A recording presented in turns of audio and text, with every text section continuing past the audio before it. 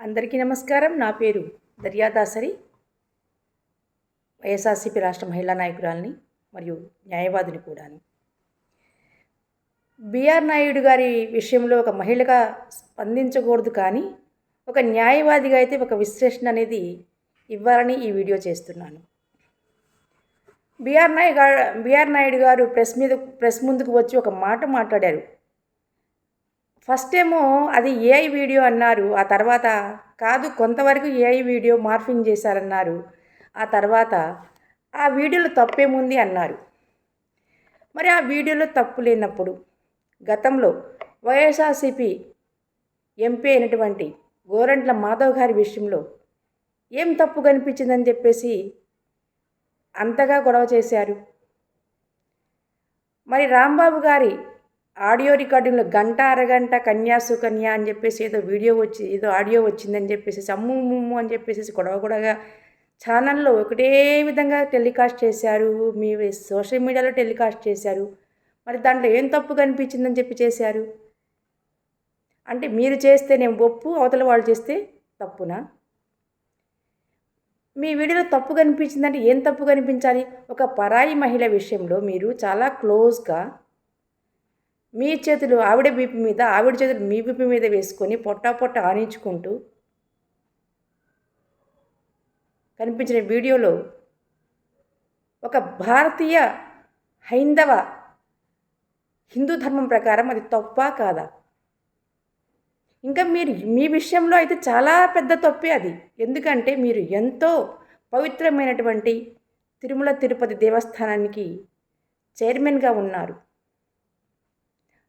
అలాంటి విషయంలో మీ మీ యొక్క నైతిక విలువలు కానీ, మీ సచ్చరిత కానీ ఉన్నటువంటి వ్యక్తులకు మాత్రమే ఆ యొక్క పదవికి అర్హత. అలాంటప్పుడు ఆ వీడియోలో తప్పు లేదని చెప్పేసి మీరు ఎలా మాట్లాడుతున్నారు? అది ఖచ్చితంగా తప్పే. ఒక హిందూ ధర్మం ప్రకారంగా ఆ వీడియోలో ఉన్నది ఖచ్చితంగా తప్పే.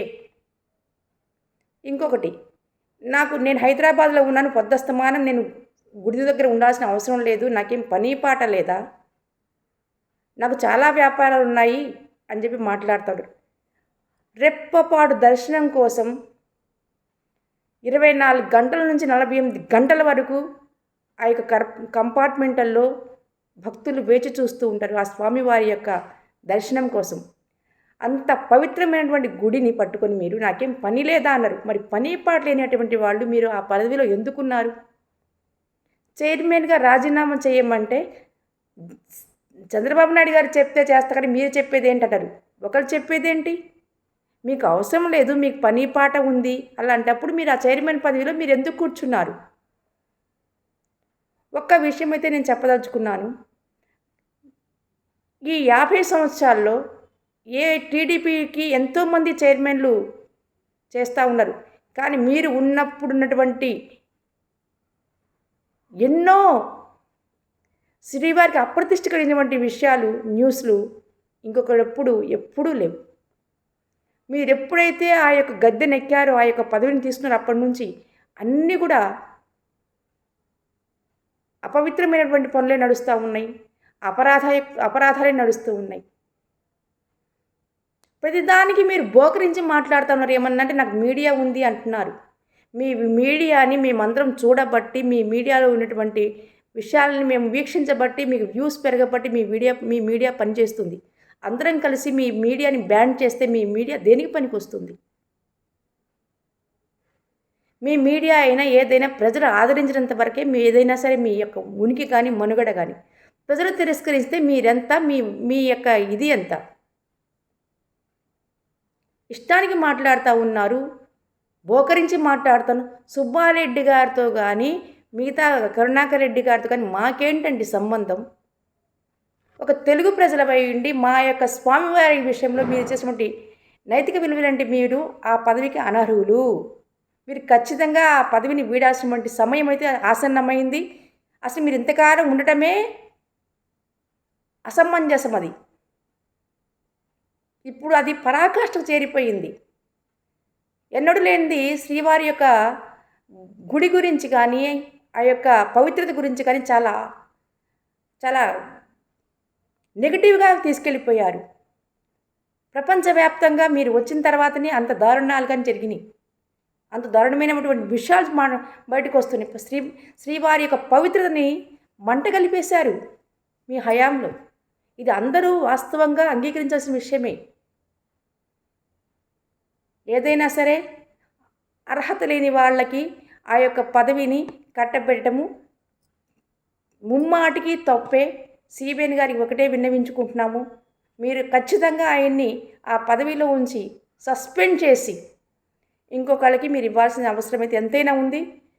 ఏదో మీడియాలో ఉండి మీకు బాకాలు కొడుతున్నారని చెప్పేసి, మీకు చిరుతలు వాయిస్తున్నారని చెప్పేసి, మీకు చెంచాగిరి చేస్తున్నారని చెప్పేసి అలా అర్హత లేని వ్యక్తుల్ని కనుక మీరు శ్రీవారి యొక్క ఆలయానికి చైర్మన్గా ఉంచితే మాత్రం ఆ పాపం మీకు కూడా చుట్టుకుంటుంది. మీరు పదవిలో ఉన్నంతవరకే మీ యొక్క పదవులు పందారాలన్నీ కూడాను.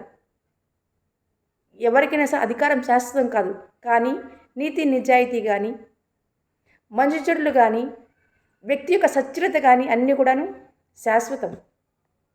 నేను ఒకటి మాట్లాడుతూ ఉన్నాను బిఆర్ నాయుడు గారు, ఇదే వీడియో మా యొక్క